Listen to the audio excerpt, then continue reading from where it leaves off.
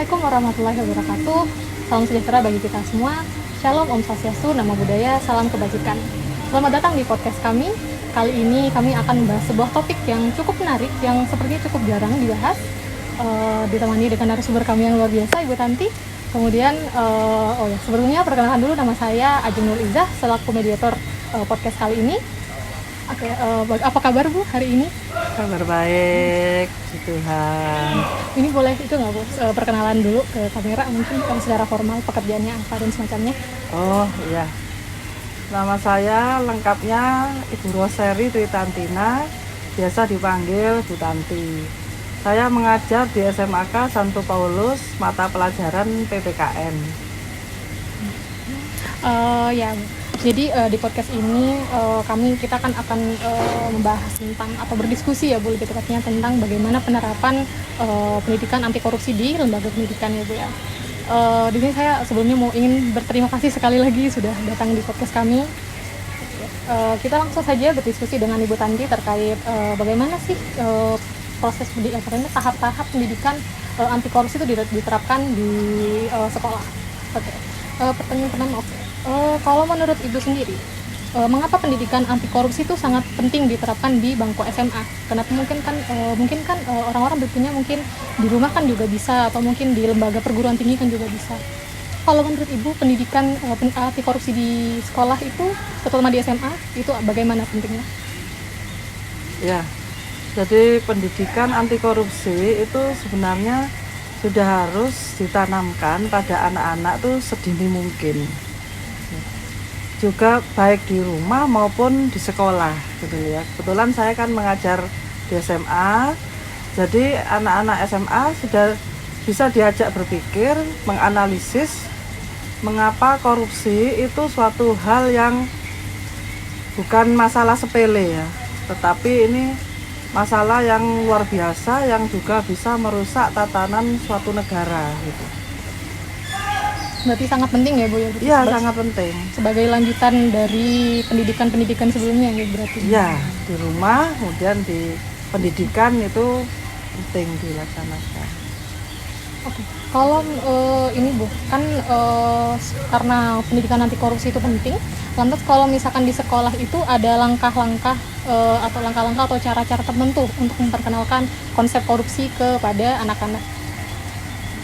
Sebenarnya pada dasarnya pendidikan anti korupsi itu terintegrasi ya pada semua mata pelajaran gitu ya. Kemudian juga khususnya pada PPKN itu ada materi yang khusus membahas tentang korupsi, misalnya juga pada kelas 3 ada penegak hukum misalnya ya, apa saja, antara lain juga di situ ada KPK yang tugasnya juga konsen pada bidang anti korupsi. Seperti itu. Kemudian kalau misalkan dari pihak sekolah ya Bu ya, kalau cara kan tadi Ibu bilang diintegrasi dalam mata pelajaran gitu ya Bu ya, itu kalau misalkan kayak cara mengintegrasikan pembelajaran terkait etika, integritas dan nilai-nilai anti korupsi ke mata pelajaran itu seperti apa Bu?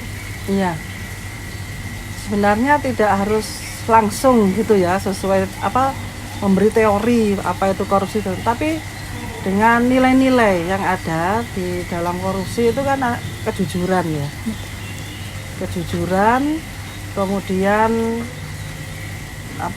belajar untuk tidak mengambil sesuatu yang bukan haknya. Nah, soal kejujuran misalnya tidak boleh mencontek. Nah, ini sudah dijelaskan kepada anak-anak, juga saya dalam PPKN sudah berkali-kali menjelaskan bahwa mencontek itu juga merupakan tindakan yang bisa menjadikan bibit-bibit korupsi gitu ya. Menjadikan bibit-bibit korupsi. Jadi sama sih tindakannya, yaitu tidak jujur, bahwa sebenarnya dia itu datanya yang real, dia itu sebenarnya belum mampu untuk mencapai nilai tertentu, tetapi dia itu melakukan ketidakjujuran dengan seakan-akan dia itu mampu. Jadi orang lain tuh melihatnya dia itu mampu padahal enggak gitu. Nah, hubungannya dengan korupsi kan juga sama. Sebenarnya dia tuh seseorang misalnya pejabat negara bergaji sekian, sudah jelas pejabat negara itu ada batasannya ya tentang apa namanya gaji ya. Tapi kok bisa beli rumah mewah, mobil mewah, gaya hidup yang mewah, itu jelas dari mana gitu. Seakan-akan dia itu memiliki itu semua, padahal sebenarnya dia tidak mengambil uang negara, uangnya rakyat gitu. Hal kecil ya padahal Bu ya, kejujuran. Iya, Hal kecil yang sebetulnya dikiranya mungkin kayak cuma mencontek ini gitu, Iya. mungkin dianggap enteng ya, tapi sebetulnya tuh juga berefek ya Bu ya ke kita, ke kepribadian kita juga gitu ya. Iya, soalnya kan mereka itu kan apa ya, memanipulasi data, ya kan? Apa yang ditulis itu mereka pikir oh, gurunya ini kan menganggap saya tuh bisa. Sebenarnya kan saya itu nggak bisa. Nah, ini kan sama juga dengan banyak kasus korupsi itu yang memanipulasi data. Kalau saya sebut misalnya Gayus Tambunan kan juga memanipulasi tentang pajak itu ya. Seakan-akan kan orang lain menganggap oh laporan keuangan dari lembaga ini benar gitu ya kalau diaudit. Tapi sebenarnya kan nggak benar. Nah, semua korupsi yang dilakukan pejabat kan ide dari orang yang tanda kutip pintar sebetulnya, iya kan? Betul. Tapi nggak jujur gitu. Kurang dari Jadi segi etika. kesamaannya itu memanipulasi data sama. Betul. Ya, kalau Ibu ini kan sebagai guru PKN ya Bu ya. Kalau misalkan di pelajaran PKN itu cara menerapkan atau kayak mengajari siswa tentang korupsi itu seperti apa Ibu pola mengajarnya? Iya. Ya pertama ya nilai-nilainya dulu, yaitu soal kejujuran. Kemudian saya jelaskan, saya ajak anak itu menganalisis apa kesamaan dan perbedaannya tentang mencontek dengan korupsi. Nah, kenapa juga korupsi itu hal yang tidak boleh dilakukan gitu. Kemudian ngasih ya juga memberi contoh-contoh akibat korupsi misalnya ya, akibat korupsi misalnya harusnya uang itu untuk digunakan membangun jembatan yang proyek misalnya jembatan itu apa bisa dianalisis kuat untuk 5 tahun, tapi karena bahannya dikorupsi atau uang yang diberikan pejabat negara kepada kontraktornya sedikit gitu ya, itu membuat si apa namanya yang membangun jembatan itu kan akhirnya mengurangi kualitas dari bahan. Akhirnya yang harusnya jembatan itu diperkirakan mestinya kuat 5 tahun, mungkin hanya 3 tahun sudah rusak. Nah akhirnya kan anggaran lagi. Betul. Nah harusnya 5 tahun uangnya itu kan bisa digunakan untuk bangun yang lain. Akhirnya 3 tahun lagi harus bangun lagi, anggaran lagi. Padahal mungkin kadang tuh mungkin mereka nggak sadar ya Bu kalau itu korupsi itu. Jadi kayak hanya mengambil-ngambil, oh diambil aja sedikit, diambil sedikit. Mereka sadar pas sudah gede, oh ternyata itu korupsi sebetulnya. Tapi kalau yang dilakukan sampai ketahuan sampai triliunan miliar ya tidak sedikit itu langsung, karena kerjasama dengan orang lain itu yang namanya kolusi. Semua dari mulai mencoba ya, dulu. Karena jumlahnya banyak ya pasti dia harus kerjasama dengan orang lain untuk tutup mulut kerjasama. Kemudian kalau dari pihak sekolah kan ini kalau dari Ibu ya Bu, kalau misalkan di sekolah itu cara membangun lingkungan yang penuh integritas itu seperti apa? Mungkin kayak yang nilai-nilai kejujuran itu, terus kalau misalkan diterapkan secara menyeluruhnya itu selain yang dari sikap mencontek dari kejujuran itu, apalagi kira-kira yang diterapkan di sini? Iya, kami di sekolah itu ada yang namanya ini buku prestasi dan disiplin. Jadi kalau anak berprestasi itu ada rewardnya dengan poin plus. Nah, jadi kita sangat menghargai anak yang mau berprestasi. Nah, prestasi itu tidak harus di bidang akademik. Nah, ini kan juga membangun penghargaan terhadap diri anak bahwa aku mampu, tidak hanya di bidang akademik tapi kalau dia di bidang kesenian juga bisa.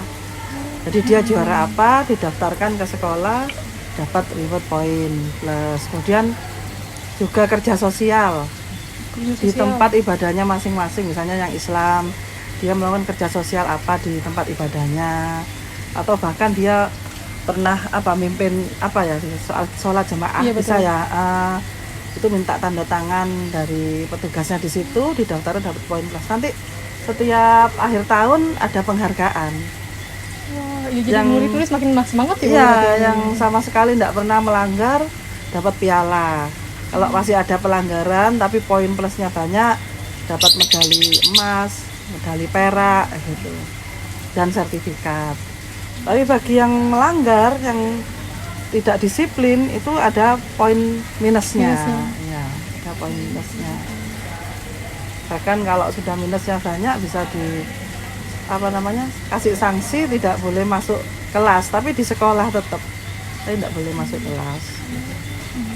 Jadi ini semua sudah saling mengerti, maksudnya bekerja sama ya, guru, murid, kepala sekolah, petugas tatib, semua menyeluruh. Jadi siswanya makin termotivasi ya Bu ya, nanti kalau misalkan mereka disiplin, mereka taat peraturan, mereka melakukan hal-hal baik gitu ya Bu ya, itu berarti mereka jadi tertanam gitu ya Bu di Iya. dalam siswa. Kalau misalkan aku dapat reward nih gara-gara Iya. itu. Juga kalau mencontek juga dapat poin minus, ini Ada nih. ada di halaman 97.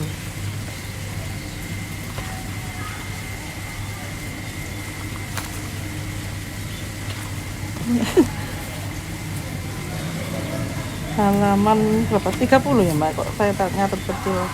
Iya 30. Nah ini pasal 97 ini. Apabila murid mencontek, poin minusnya 300. Iya betul. Nilainya 0, Ya, tuh. tidak berhak mendapatkan remedial ulangan. Ya. Soalnya kadang di sekolah-sekolah tuh jarang sekali ya Bu ya, kayak guru-guru tuh beberapa juga ada yang disiplin, beberapa guru disiplin, kadang juga tidak peduli Yang lain. sebetulnya sama itu. Padahal justru penting sekali ya Bu sebetulnya Iya. pendekatan untuk melarang atau memberikan hukuman bagi anak-anak yang mencontek ini atau memberikan nilai manis kepada anak-anak ini. Iya, jadi kalau memang mereka itu berprestasi bidang apapun, sekalipun mereka itu tidak harus di akademik ya, kepandaian mereka, apa yang bisa mereka jadikan prestasi, kita beri ya pujian lah ya, reward. Tapi kalau yang melanggar ya harus dikasih sanksi, Betul. dan Supaya mereka tidak tahu ya Bu. pandang bulu, walaupun dia anaknya orang kaya, Betul. anaknya orang miskin, sama aja gitu. Iya betul. Nah, karena ini ada hukumnya gitu, ini kan landasan Oh hukumnya. iya betul.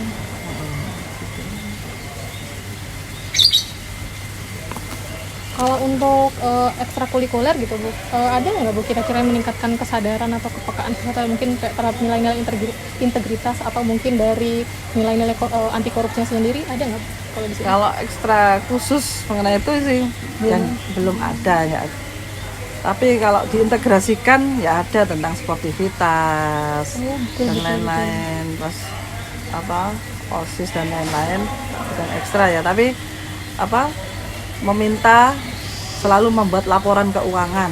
Nah, selalu membuat laporan keuangan yang detail, itu juga pelajaran untuk mereka. Ya, betul. Terus, kemudian sejauh ini Bu, ada nggak tantangan atau kesulitan ibu sebagai pengajar gitu Bu untuk kayak menerapkan nilai-nilai anti korupsi ini ke anak-anak, ada nggak tantangan atau kesulitannya? Pada dasarnya, pada umumnya sih enggak sih ya, cuma tadi itu memang godaannya murid itu tidak jujur mencontek aja. Oh, Kalau yang iya, lain-lain iya. sih enggak sih ya. Hanya itu aja ya Bu ya, Bu? Iya. Padahal sebetulnya mudah sekali ini tuh sering kan kayak simpel sekali ya masalahnya itu mencontek, tapi susah juga ternyata ya kalau jadi menyenangkan juga. Kemudian Bu, kalau di sekolah ini Bu, menurut Ibu apa yang perlu ditambahkan atau ditingkatkan lagi untuk menanamkan nilai anti korupsi dalam rangka mencegah korupsi ini sendiri Bu? Sebenarnya yang ditingkatkan yaitu harus kerjasama dengan orang tua tadi itu. Bagaimana orang tua juga mendukung misalnya ya tentang tentang sanksi bagi ketidakjujuran misalnya ya, bagaimana orang tua itu mendukung. Tapi saya kira di SMAK ini orang tua murid cukup mendukung karena mereka memang mempercayakan anak-anak mereka di sini karena kedisiplinannya itu di sini. Betul. Karena kadang kebanyakan itu ketika di sekolah sudah diajarkan yang benar, ketika pulang mereka bebas itu sekali. ya.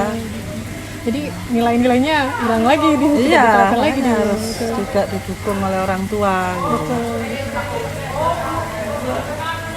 Kalau misalkan di seluruh warga sekolah Bu, tidak hanya murid-murid, apakah juga memberikan contoh langsung mungkin Bu, kalau di sini kayak mungkin penerapan kejujuran itu sendiri, apakah dari guru-guru juga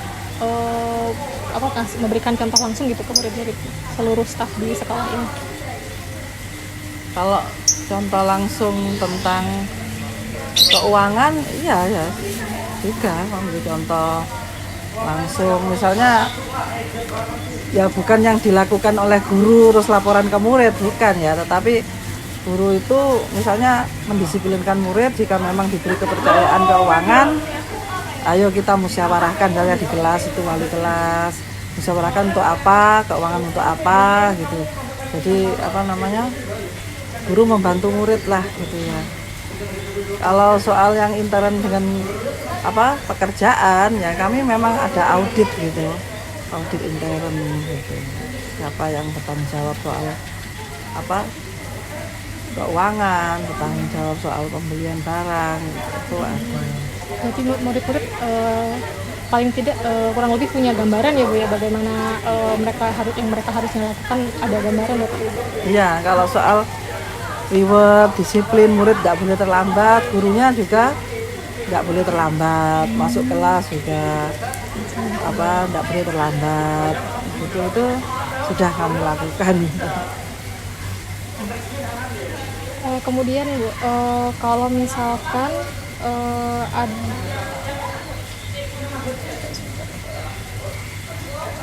ada kasus tentang korupsi dana BOS gitu ya Bu ya, terus kayak mahasiswa mulai kehilangan kepercayaan terhadap lembaga pendidikan. Kemudian kalau misalkan tanggapan Ibu tentang hal ini bagaimana Bu? Secara umum ya maksudnya ya, soalnya di sekolah kami ya nggak pernah terjadi gitu ya. Ya. Ini kayak ada di lembaga lain gitu. Ini kan banyak tuh sering ada kasus-kasus korupsi di lembaga BOS. Iya, ya sangat disayangkan lah ya. Maksudnya BOS itu untuk membantu operasional kan, bantuan operasional sekolah ya, benar-benar ya untuk operasional sekolah sih sebenarnya pengelolaannya kan diserahkan ke sekolah, tapi ya harusnya semuanya ya untuk kepentingan semuanya gitu ya, terutama juga murid. Misalnya dana BOS kalau memang untuk murid dibelikan buku-buku mata pelajaran yang dipakai tiap hari untuk belajar, tapi dipinjamkan ke murid misalnya kan juga bisa itu. Nah kalau kemudian ada korupsi dana BOS ya sayang sekali gitu ya. Nah, kalau muridnya saja diminta untuk jujur, mencontek bibit jadi bibit korupsi. Nah kalau kemudian terjadi korupsi juga di lembaga pendidikan kan sayang sekali. Iya. Padahal namanya lembaga pendidikan ya Bu yang harusnya juga menerapkan itu. Iya. Selanjutnya kalau misalkan Ibu, bagaimana cara Ibu mengukur capaian keberhasilan dalam mendidik siswa menjadi sadar akan korupsi dan integritas? Ada ukurannya nggak Bu? Kayak anak ini ternyata sudah bisa mencapai sampai seperti ini, itu ada ukurannya? Iya, berarti tadi itu yang saya berangkat tadi yang sederhana. Kalau lihat pendidikan kan karena mereka itu kan belum melakukan sesuatu pekerjaan yang punya peluang korupsi. Betul. Apalagi dalam jumlah besar ya, maka ya itu tadi nilai-nilainya itu ya kan, kejujuran, terus ya itu pelaksanaan tidak boleh mencontek, terus tidak membolos, kalau memang sakit ya bilang sakit gitu kan. Nah itu tingkat pelanggarannya itu semakin kecil, berarti tingkat keberhasilannya ya tinggi. Terutama yang ini tadi yang pasal 97 itu semakin menurun atau sama sekali bulan ini tidak ada ya cukup berhasil.